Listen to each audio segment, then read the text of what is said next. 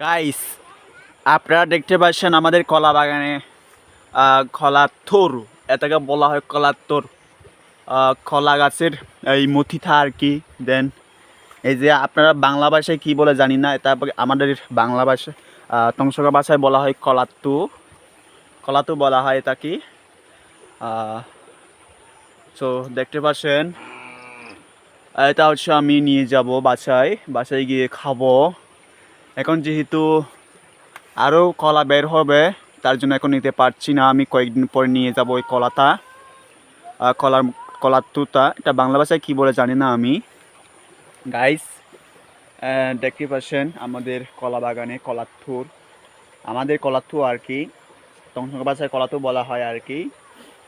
So guys, দেখেন এই কলাতু কে কী খান, আপনারা কমেন্টে জানাবেন। আপনারা আমার কমেন্ট বক্সে জানাবেন এই কলাতু কে কে খান। দেন এখানে অনেকগুলো কলা গাছ রয়েছে গাইস। সো আপনারা দেখতে পাচ্ছেন গাইস, কতগুলো কলা গাছ এখানে, অনেকগুলো কলা গাছ। সো এটা কিন্তু আমি কয়েকদিন পর নিয়ে যাব, আমি খেয়ে ফেলবো এই কলাতুটাকে। এই কলাতুটা আমি কয়েকদিন পর খেয়ে ফেলবো গাইস। এটাই আর কি গাইস। সো সো গাইস, দেখেন অনেক পরিমাণে, ওয়াও গাইস, কি সুন্দর পরিবেশ।